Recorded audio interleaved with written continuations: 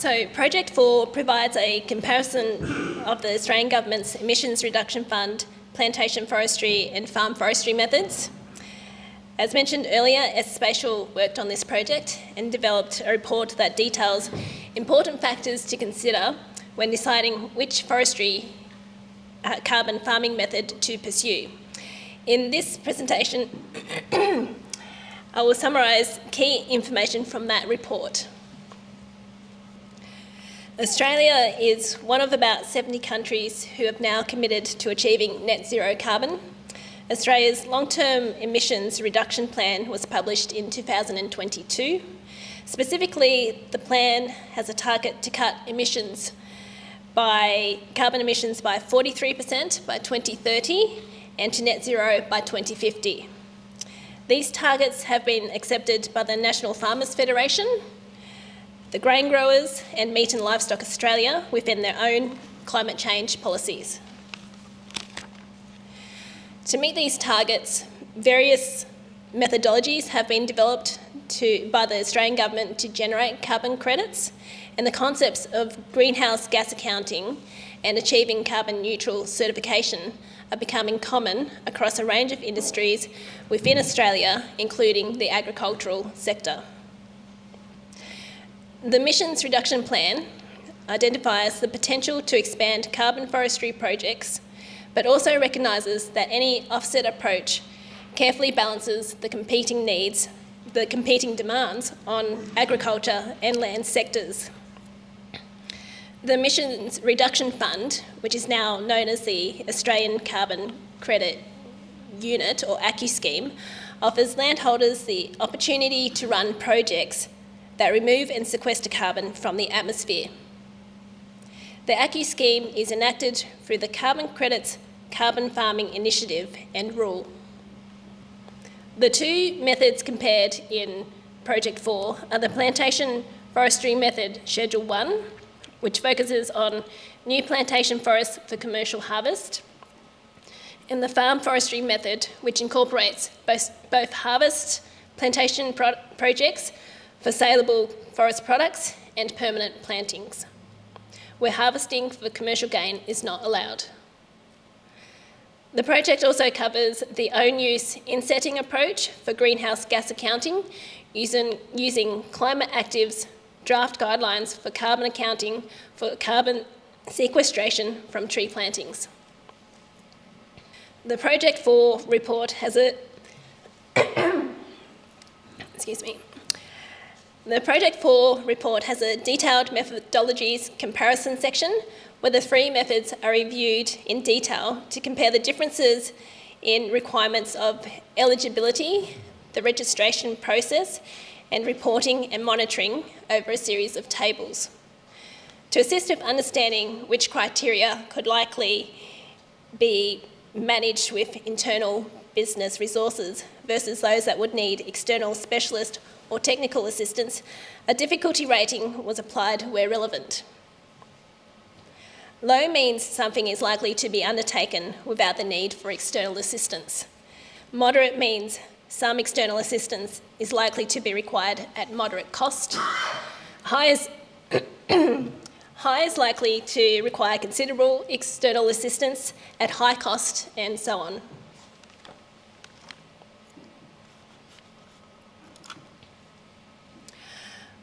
Altogether, there's 22 eligibility criteria compared in the report. Many of the requirements are similar for the plantation forestry method and farm forestry methods. One key difference is the area restrictions. The minimum planting area for both methods is 0.2 hectares. However, under the farm forestry method, there is also a maximum planting area for harvest projects of no more than 100 hectares or 30% of a farm, whichever is smaller. If rainfall is more than 400 millimetres per year,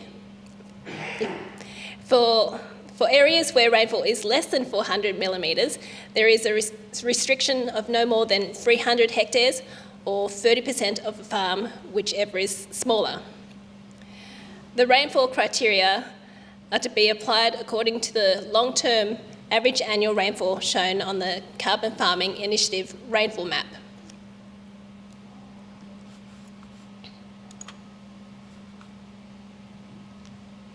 In terms of the difficulty rating for eligibility requirements, a few examples are shown on the slide.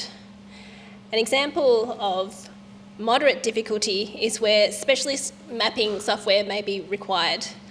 Although not really an eligibility requirement, the difficulty of calculating likely ACCUs that would be issued is considered high, as it requires running the full CAM model and calculating complex equations. In terms of the likely external support costs for each of the eligibility criteria, a few examples are shown here. The potential cost to get a specialist to run a one-off full CAM analysis could be up to $1,000. Further tables on criteria, difficulty and external support costs of the 3 carbon methods are provided in the project report. 15 criteria are covered on the registration process and 20 criteria are covered on the reporting and monitoring.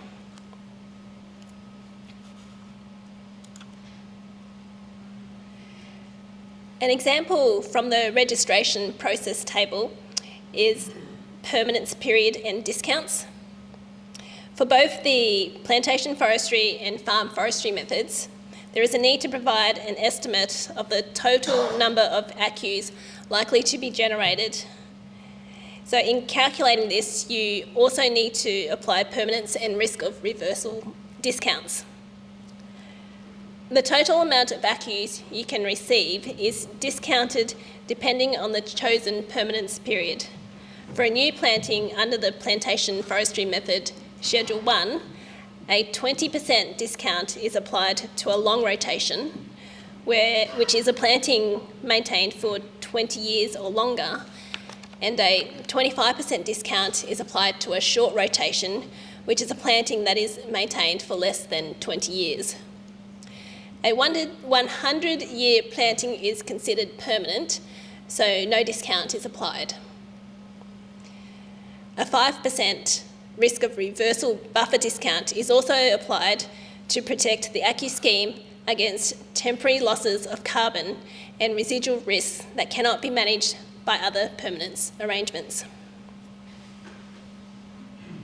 To provide examples of ACCUs generated under the plantation forestry method, 4 locations were modelled under a short rotation and long rotation management regime. The locations Furner, Edenhope, Heathmere and Timboon are shown on this map. Table 12 from the report shows the ACCUs generated per hectare for the 4 sites under the 2 regimes. Risk of reversal and permanence discounts have been applied, and notice that there doesn't seem to be a direct relationship between rainfall and ACCU generation. This is because the full CAM model takes into account a range of climatic, environmental and soil-related variables that affect growth. To indicate likely returns over the 25-year crediting period, the May 2023 spot price of $37 was applied to the ACCUs. Table 15 from the report shows the total value per hectare and a discounted present value per hectare.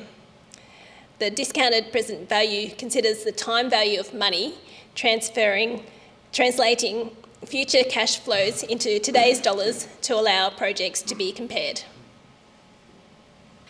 After the detailed methodologies comparison, there is a section which deals with barriers to entry. The degree to which there will be barriers to entry partly relates to the level of expertise you have in-house and the method that you choose, as many of the barriers relate to how they affect cost in terms of the need for third-party support. An example of a barrier is the Carbon Farming Initiative Water Rule. This is a set of water interception conditions applying to the plantation forestry and farm forestry carbon projects, and requires projects in areas with an average annual rainfall above 600 millimetres to be in a specified region, or have a suitable water access entitlement or other requirement. This map shows the specified region relevant to the Green Triangle, and like Nathan said, that rule is being removed by the 1st of June 2024. The long-term nature of plantations requires a slightly different skill set to typical agricultural cropping enterprises, though the underlying principles are the same. Therefore, other barriers to entry include experience in plantation management and forest measurement and modelling. The farm forestry method has a higher need for forest management understanding, given the need to undertake carbon inventories, including tree measurements, destructive sampling, and statistical analysis for both harvest and permanent plantings. Even within the forest management industry, forest measurement and modelling is a specialist role. With the farm forestry method, a minimum of 30 sampling plots, at least 0.02 hectares in size, are required to be measured in areas of 30 hectares or less.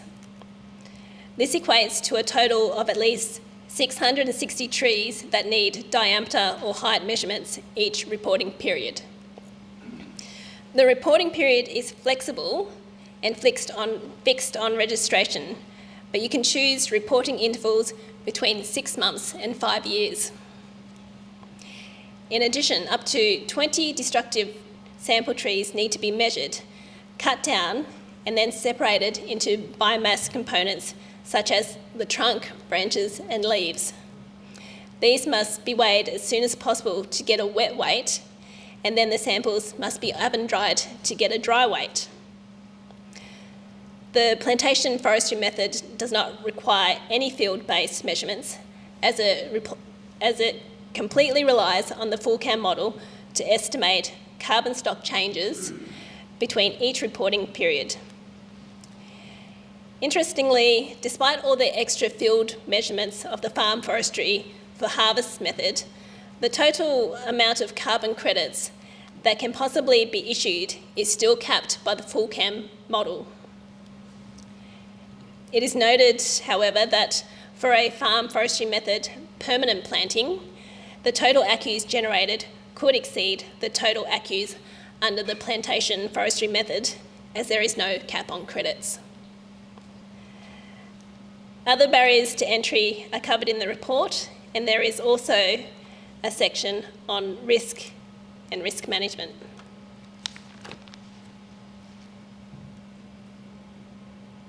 Now, onto the key findings from Project 4. XS Spatial's review of the methods found that if a plantation is established for harvesting wood products, the plantation forestry method is likely to be a better option. The main reason being, for a farm forestry method harvest project, the total ACCUs will either match or be less than the amount generated under the plantation forestry method for an equivalent site and tree species. It will never exceed the ACCUs generated under the plantation forestry method. So despite the complex field measurements required of the farm forestry method, there is no actual advantage over the plantation forestry method in terms of the total amount of carbon credits that could be issued for a harvest project. On the other hand, a farm forestry method permanent planting is likely to yield more credits than the plantation forestry method Schedule 1, though you must balance this against the fact that it is not harvested, so you won't get a return from harvesting, and you may face higher project costs if you don't have forestry experience. So of course you need to draw your own conclusions on which tree carbon method is best suited to your specific situation, and it will depend on the tree planting and carbon sequestration goals that you have.